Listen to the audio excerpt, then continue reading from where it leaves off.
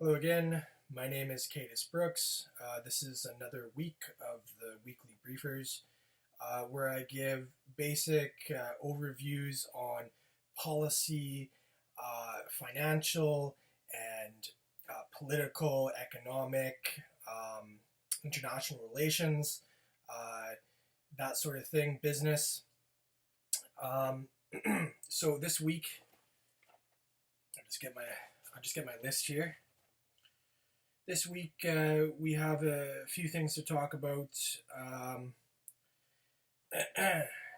First off, the stock market, Canada, US, is going through maybe a bit of a correction. It seems like they're talking about the Omicron COVID virus, so we're going to get into that a little bit. I'm going to discuss and review my strategy in these cases. Then I want to get into how important it is to have really strong, independent, strategic thoughts when it comes to investing. Go over how quantitative it really is, which spurs the need for strong, qualitative, independent, strategic thought. I'm going to just briefly touch on the importance of cash flow. Then I'm going to lastly discuss the risk of Chinese stocks like Alibaba potentially getting delisted from the US stock exchange, which will cause the stock to plummet even further. And that risk is something to keep in mind if you're out there value hunting for some of the big Chinese stocks that have been on a downward trend, like Alibaba. Then I'm going to get into, again, the international relations strategy policy that I usually get into. This time there's quite a bit of interesting stuff. So we're going to get into why Canada hasn't been committing to international peacekeeping and war efforts as much as the U.S. has expected them to. We're going to talk about the U.S. debt and how international relations and their commitment to international peacekeeping relates to the debt. And then I'm going to offer some brief criticism on Joe Biden and his marketing strategy for his political campaign, which I think will be interesting and quite constructive, just regarding how he's failing at communicating transparently and clearly the advantages of his platform and his liberal strategy, his democratic strategy, and I don't think that the supporters are fully understanding the value of his policies, though I think that many of his policies are actually quite strong and effective, and so he's got to get out there and market it better. I think he's been dismissing his decreasing popularity in the polls, and never wise to completely dismiss it. The polls, because while they're not exactly correct, actually quite erroneous sometimes, they are important indicators, sometimes the best you got, to be able to steer through the unknowability of public opinion and popularity as far as democratic election and democratic parties go. So let's begin first with the stock market correction. After watching this briefer week by week, you might get a little bit bored even of the typical advice and strategy that I always stick by. I think that when it comes to investing, boring is better.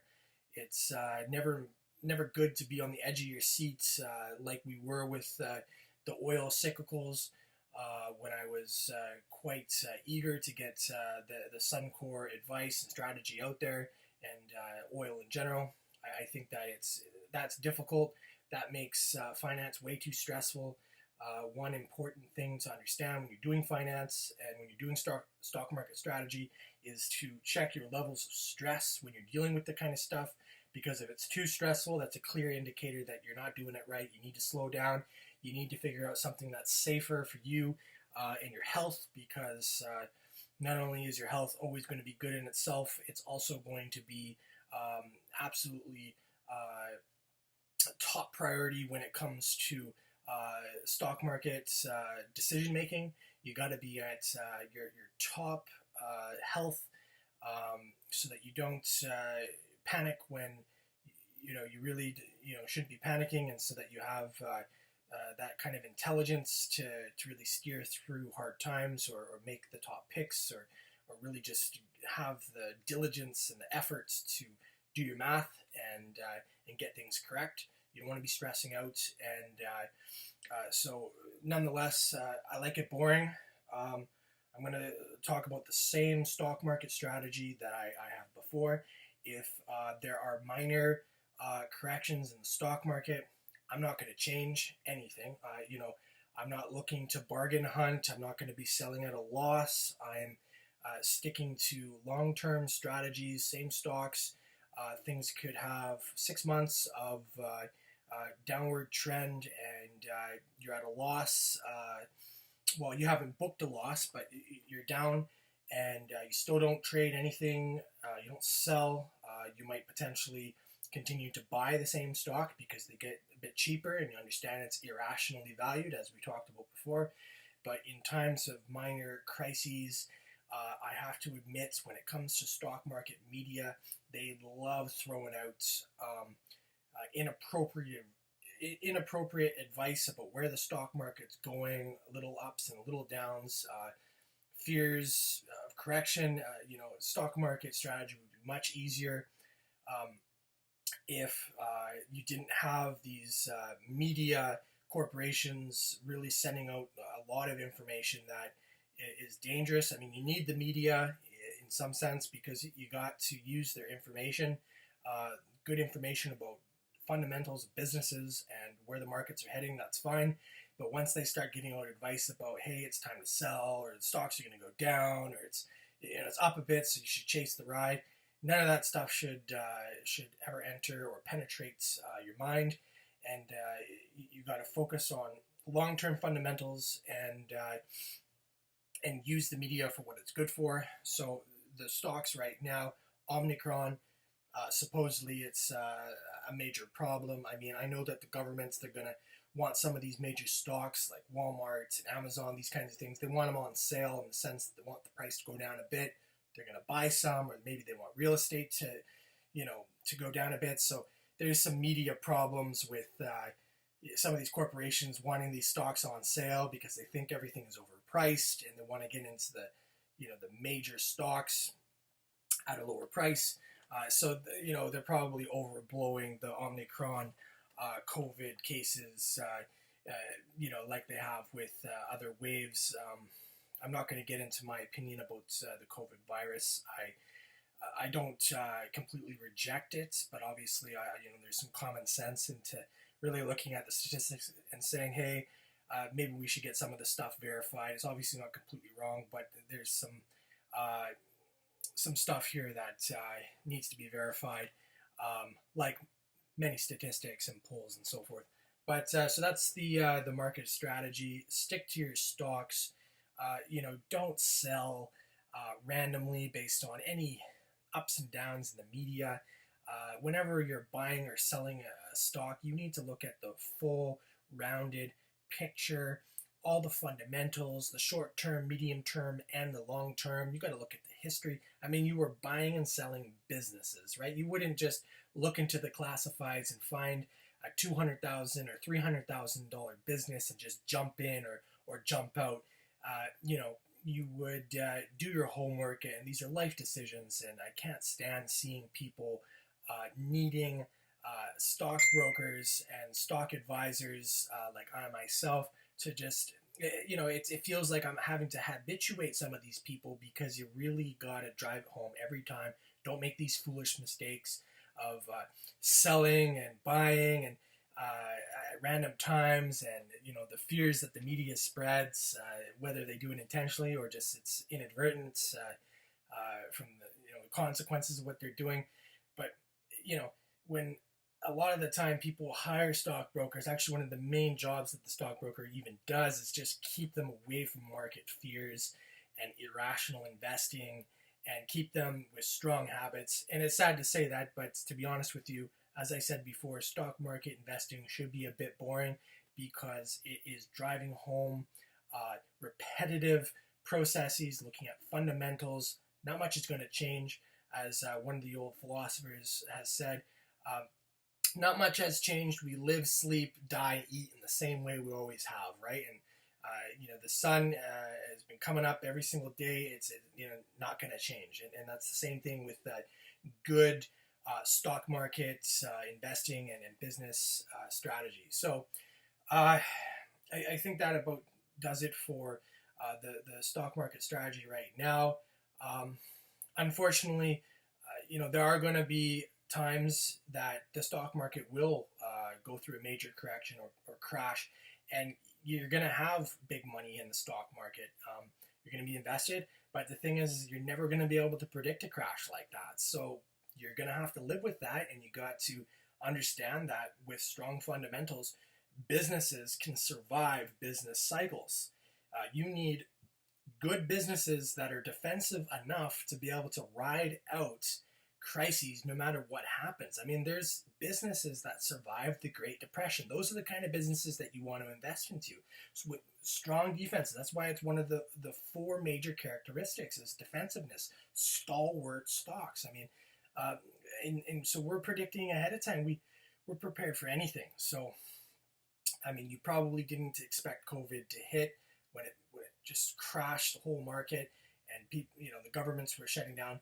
But if you stuck to your stocks and you didn't sell quickly, for some, maybe a little bit longer drawn out for others, but your stocks would have recovered and you would have been just fine. And then you're still stuck to that 7-year, 10-year, 15-year, 20-year plan of making dividends increasingly, making capital gains increasingly, and reinvesting. And that's what investing is all about, right? So.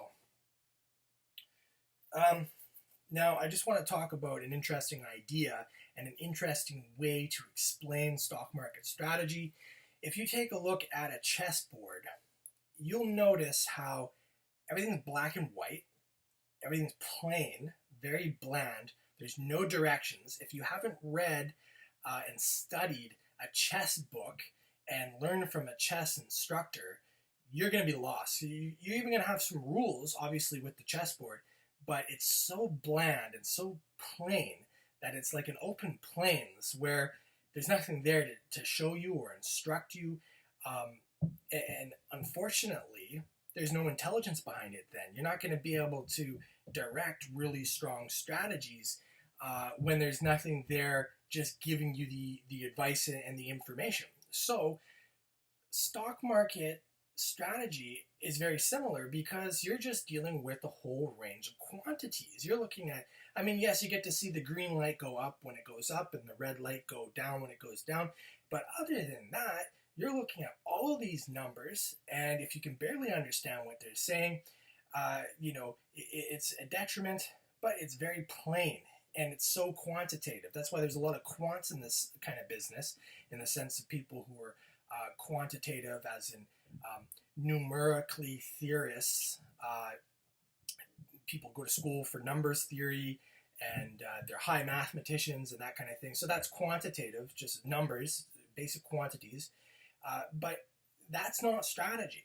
You got to understand the qualitative side of things is where you get to see the strategy. So you got to have this independent thought that's qualitative, that is strategic, and that's what's going to direct your strategy. You need to know the fundamentals of all the quantities that they're telling you, but it's very plain. And so what you really need is a kind of structure, an independent structure of qualitative thought, and it takes time to develop. It's habitual. I mean, when we talk about qualitative, we talk about norms, we talk about ideas, theories, that sort of thing, right? We're not talking about numbers, which don't have that explanatory aspect.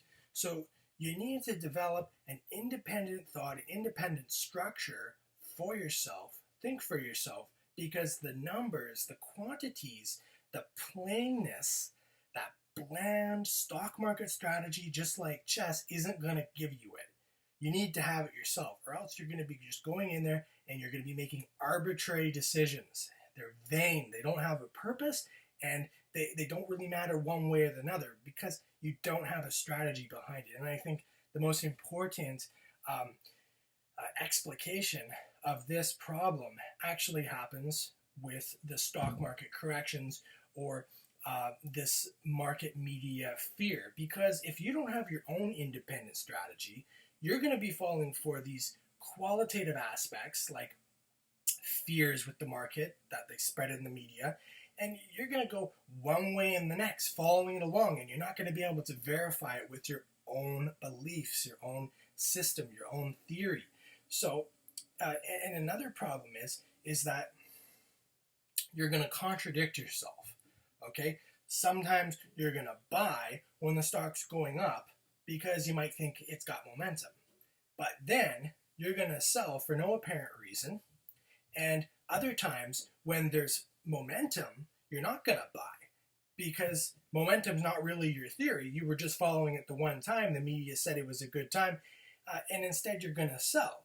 And you know, this becomes dangerous because you're losing money if you're selling at a loss, and you're losing money, you're losing opportunities when you don't get on board good momentum stocks. So the point here is that when you're contradicting yourself, you're not going to stay consistent and benefit from a consistent strategy in the sense that you're going to be going this direction, that direction, and the times that you do make some money off of it, it's going to be by luck, chance.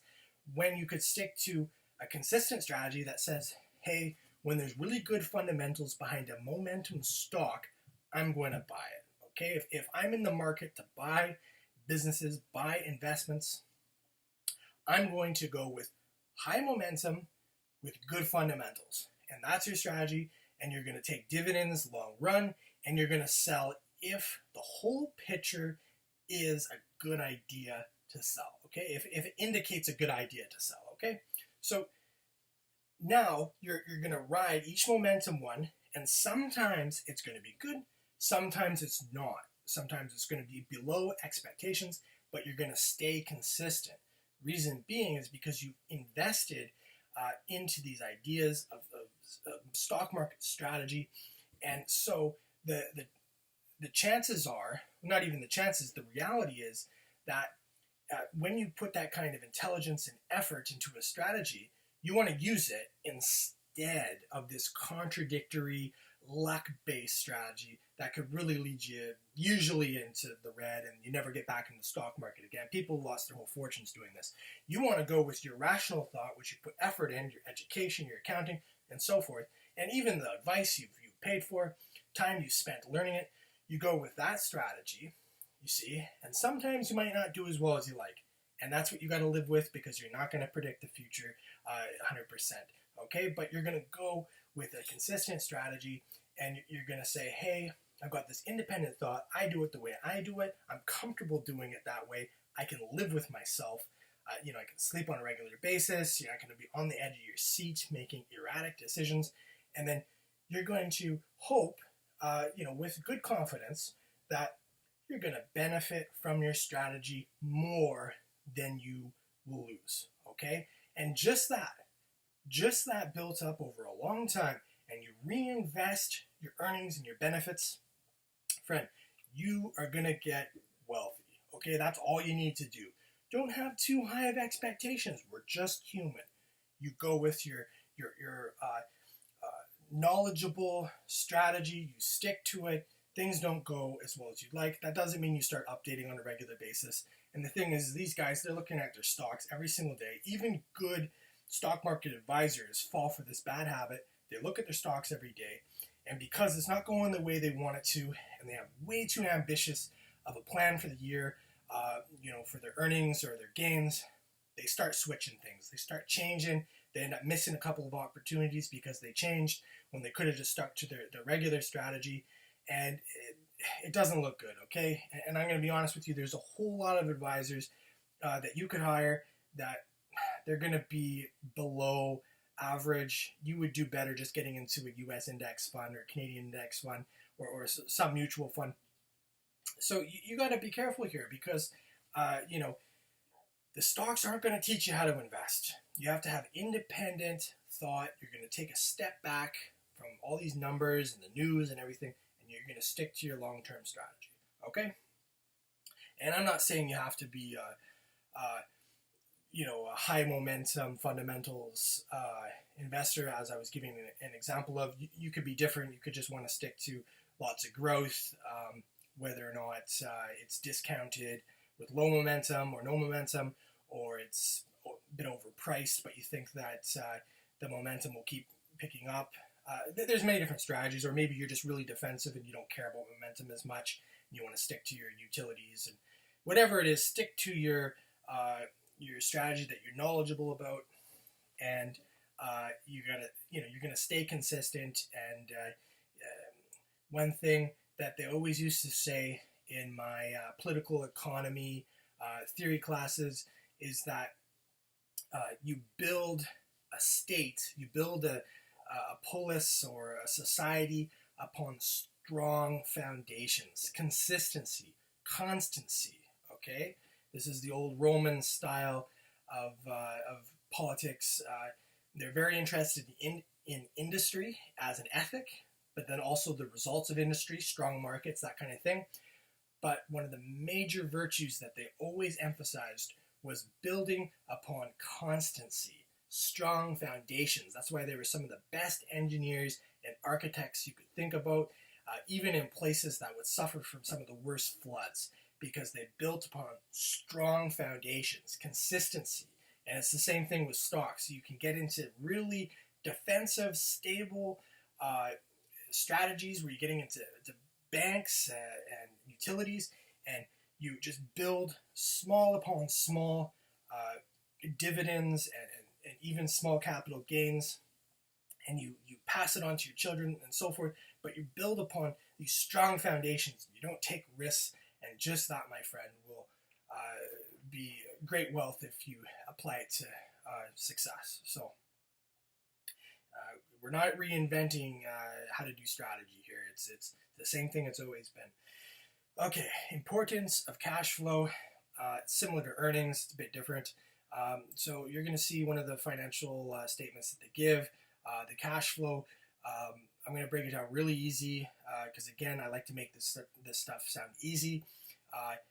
It's similar to things like earnings per share. You can take a look at the cash flow per share, or the cash flow to the price, and you want a higher cash flow to price or to share than a lower one. Okay, and sometimes cash flow is very, very important and decisive in not just whether or not the stock is going to go up, but whether or not if the businesses are going to have the cash to expand or pay dividends or whatever it is. The more cash you have on hand, the more flexible, the more versatile, the more prepared you are as a business. And it's very easy to understand. There's no problem having really high earnings, no problem having lots of cash. The point is, go with stocks that have good cash flow to share and good cash flow to price ratios, just like you would go with stocks that have good earnings to price and earnings per share ratios. Easy. So those are the fundamentals. There's other stuff you can get into that gets a little riskier. You can say, well, I'm going to go with this business because it has a high cash flow to price or cash flow to share, but the earnings aren't as good. It's earnings per share and earnings per price, they aren't as good, but the cash is so high, I'm going to go with it anyway. It's kind of similar to an asset play in the sense of getting into a stock more because of its assets. You see, well, the price per share is lower than the assets per share. So I'm going to go with the asset play because you're pretty much getting free assets and it doesn't really matter as much about the earnings. These things are going to be a little bit riskier. It's value investing. I wouldn't recommend necessarily lowering your standards of, compromising and saying, hey, I don't want earnings to be as high because I'm happy with the cash flow or I'm happy with the assets. I don't think you necessarily need to do that. I think a well-balanced approach is always the best. It's almost flawless because that's just the rational way of understanding the fundamentals. You could say, I'm going to go with high cash flow and high assets, but also high earnings every time because why wouldn't I, right? Some of these other guys, they're out there stock picking all day and they've got a huge portfolio, 100, 200 different stocks. They say, okay, well, this one's decent too, pretty good. And there are times where, you could triple your money investing into a stock just based on the cash flow or the assets and the earnings aren't as good. But there's other times where it doesn't work out. There's sometimes where the business just doesn't have earnings because it's no good anymore, coming out of favor, or just simply isn't producing earnings anymore because of competition or whatever it is. And they still got lots of assets. And then the stock continues to go down because the earnings aren't as good. And I know there might be problems with debt. They got to sell some assets off. You don't really know. Sometimes the way the stocks are evaluated or the way investors evaluate stocks and go into them or not is just really based on the earnings. So don't just dismiss them. I mean, you don't have to have the most stellar earnings. You can have really decent or better than average earnings and then go with the cash flow or asset play.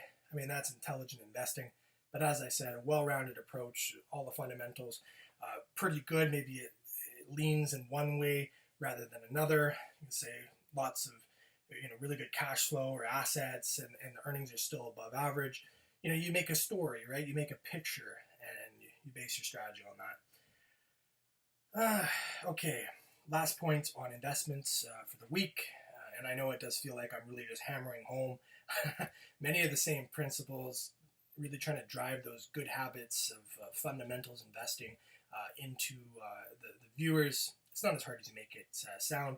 It's a lot of emotional strength and even a bit of courage and spirit to stick with your strategy. So it gets into habits, and good habits make good people. So now the delisting of Chinese stocks. This was discussed earlier this year, maybe even before. It was because there was something to do with the 2020 Trump legislation regarding regulation that the Chinese stocks had to follow to continue with the U.S. stock exchange. So if they don't follow some of these regulations after a proven period, then they're going to be delisted. I think that's how it began.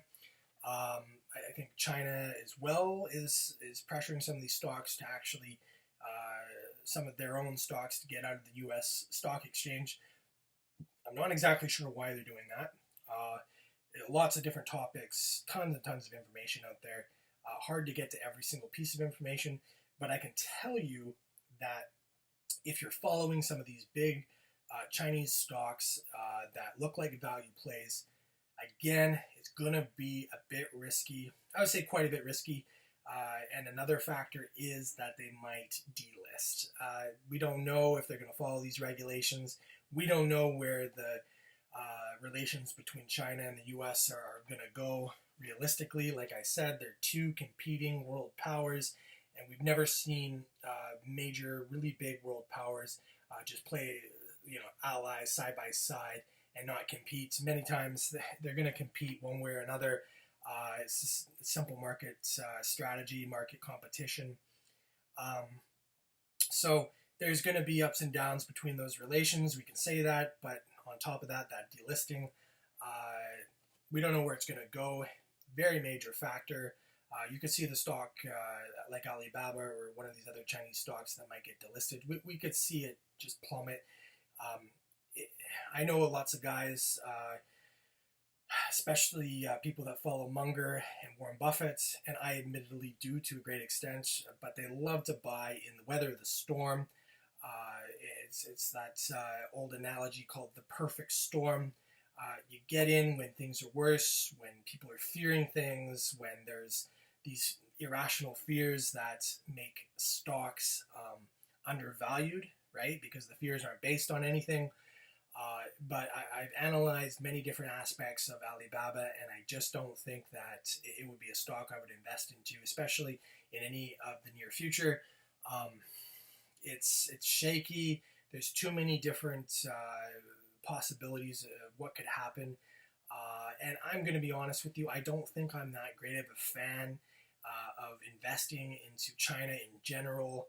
I think that just the socialism coming out of there, it's like a socialism, but also a nationalism. And it's like they'll do socialism for their own nationalism.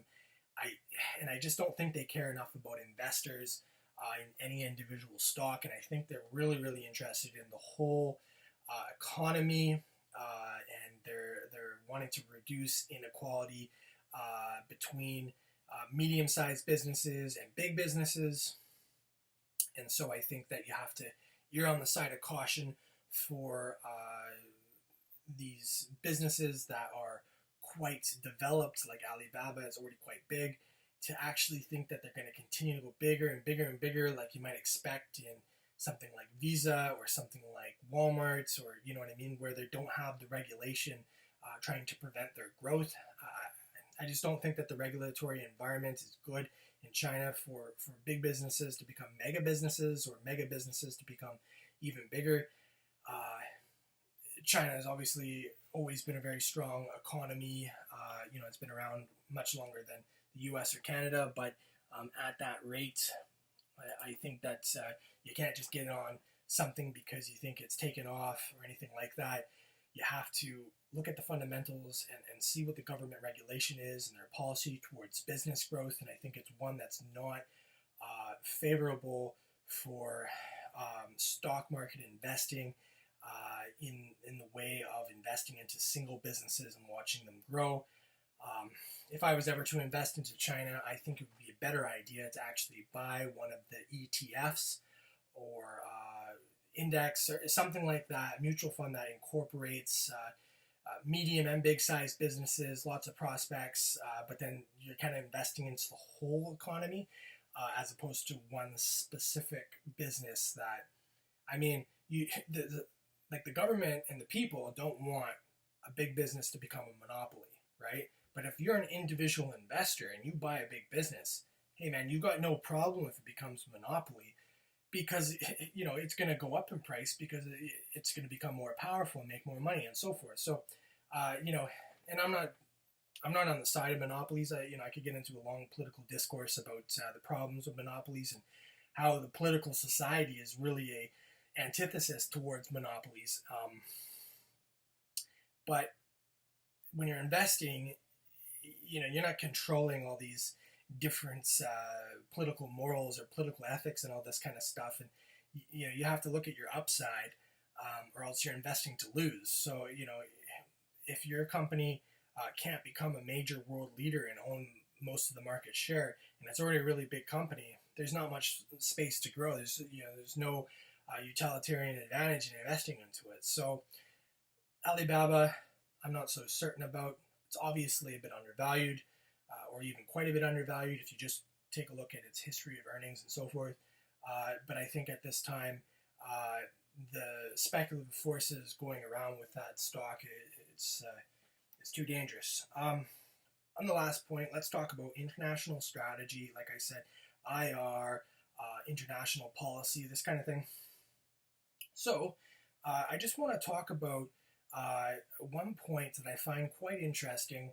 I used to be a policy advisor, especially for this particular strategy, and I don't think that it's been marketed very well. I don't think it's been covered very well. I think that the majority of people interested in IR or just keeping an ear to the news as they would with politics, I don't think they fully understand what's really going on here. So let's get into it. The statement, it's loud and clear. Canada is not interested in the long history of neoconservative international war making, okay?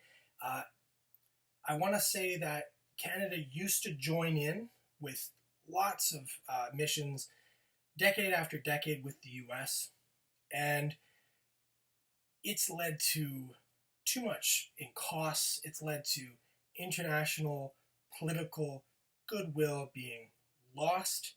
There was a time there when Canada was actually seen as despotic towards, maybe despotic's not the best word, but some synonym like that. It was looked at as always meddling in international affairs for devious, underhanded reasons.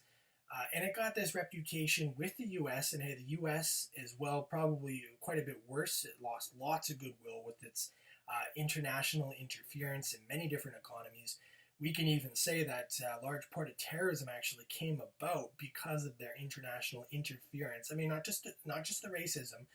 There has been obviously a history of racism that's led to terrorism and stuff like that, but we can say that the international war making from the neoconservatives, I'm talking about the 70s, the 80s, the 90s, you could think of so many different wars, even small scale, even with, not directly with Russia.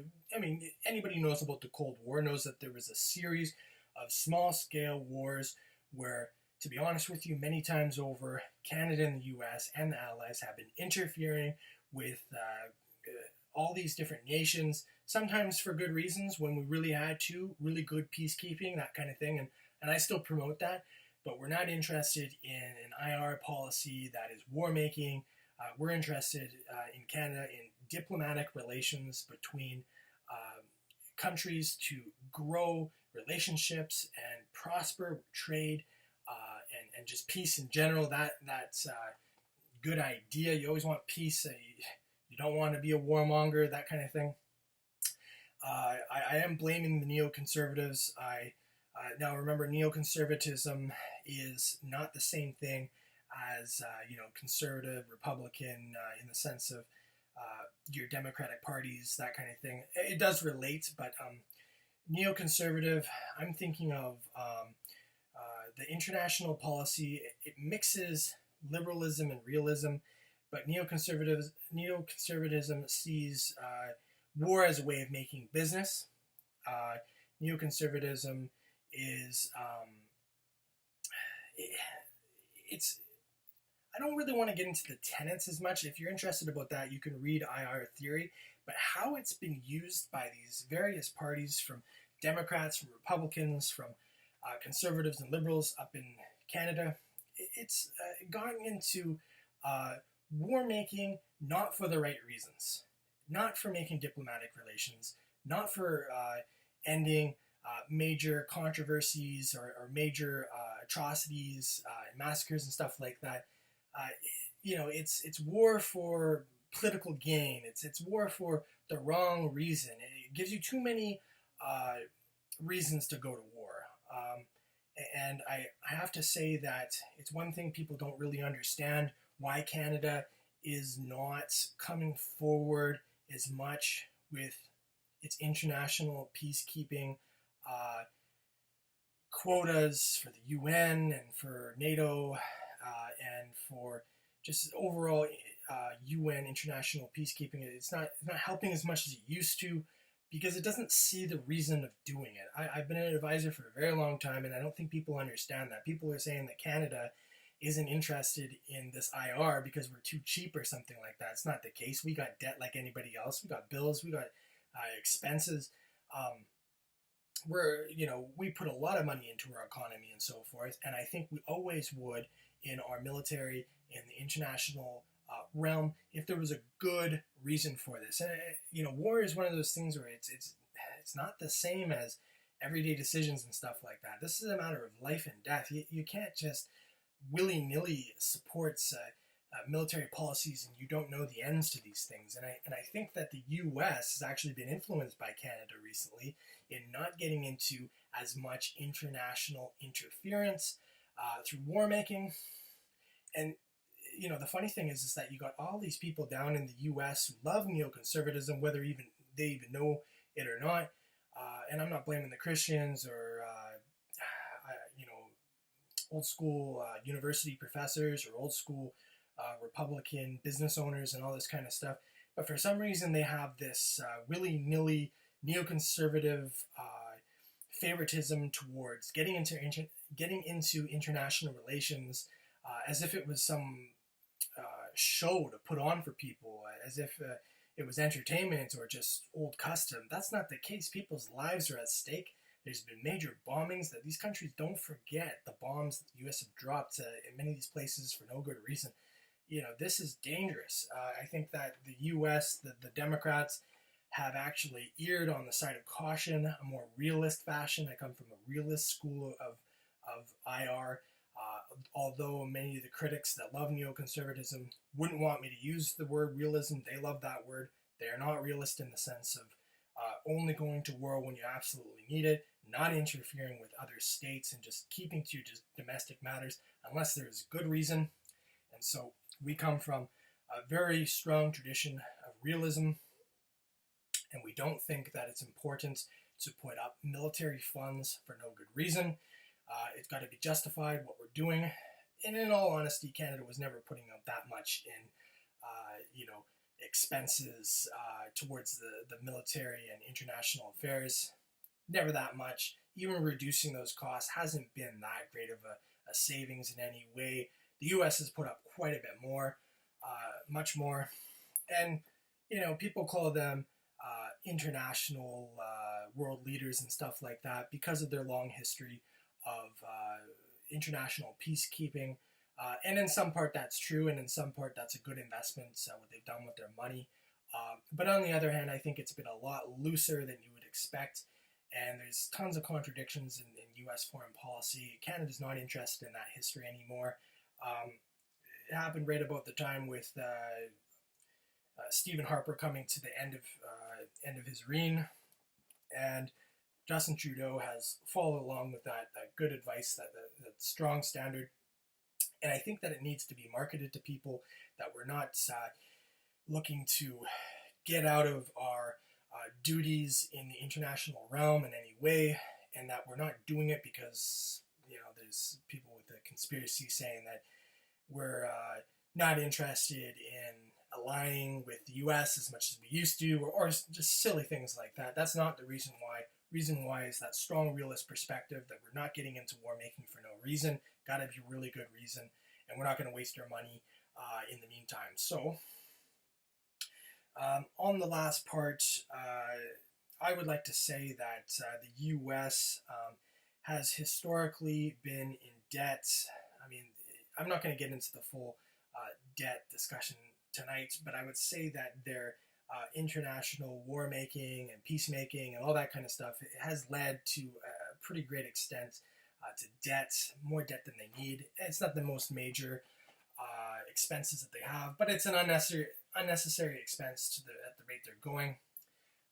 And then on that last point, I think that Biden, I actually like his policies. I think he's been fine. I mean, obviously, I don't think he's the greatest leader in any way. When I look at a leader, I'm a bit of a political science nerd in a sense, and I got high standards of what I talk about with a good leader, with a great leader. I still think that he's average, or maybe a bit above average as a policymaker. I mean, I think Trump was just horrible, as a leader. I'm sorry. It's not because they're Republican. It's just he didn't have that effective policymaking. I think that Joe Biden has a solid foundation to what he's doing. I actually really liked Obama. He was pretty good.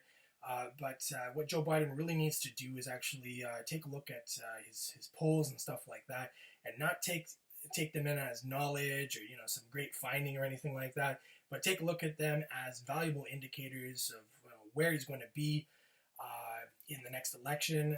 I would still, we're not going to call elections early with polls. That's just it's amateur mistake. And I don't think he would, but I don't think you dismiss them. I think that you have to say, okay, there's some indications here that maybe people don't understand why we're doing what we're doing. His voters aren't experts. They may have bought into his ideological campaign, and they don't really understand the numbers and the strategies that he's really doing in office that do fall within his platform, but maybe not to the extent that they thought, or in the way they thought, or whatever it is. The important thing is for that leader to have a better marketing strategy, in the sense to clarify what he's doing, what the effectiveness is of what he's doing, and I really get at it. Like, they're talking about his international relations, for instance, and he's actually following a similar policy that Canada is doing, in the sense that they're not interested in interfering in all these states, smaller states, bigger states, whatever it is. They're not interested in creating bad will with those countries. They want to keep trade relations open, better things for their economy and for their appearance globally. But, many Americans don't understand that. They think, oh, well, because he's not engaging in some risky war that they never heard about or anything like that, that he's not fulfilling some international relations policy he needs to get in on. And I mean, there was some talk there about maybe the Taliban or something in the Middle East that he didn't get to as quick enough or as robust enough as some might expect. I mean, it's even coming from his own followers. He needs to get out there and really tell people what he is doing, what the plan is. You can't just have an international relations policy get criticized by your followers and then not explain that you actually have a really good one behind the scenes or at your desk. And you got to explain lots when you're a political leader. There's lots of people out there. They're following the news. They don't got an education in politics, but they're politically active, and that's a good thing. But the leaders got to get out there. This is what we're doing. This is the details, plain language. Do it consistently and make good habits when you're coming out public media press. Remember, it's not just about what kind of money you're making and your effectiveness, but your relationship with the people. I think Justin Trudeau has a better relationship with the people in the sense of communicating to them effectively, and other politicians got to sharpen up in that regard. Anyway, that does it for the weekly briefer. We went longer than I expected. I'm actually going to be a little bit late for hockey, but if you are interested in these kinds of discussions, good finance, good business, good politics, lots of policy and strategy, please like the video, subscribe, and I'll be happy to keep firing out really good weekly briefers and lead you guys in the right direction. And I am potentially for hire in the future, as I'm just beginning the promotion strategy now. So have a good one. Thank you.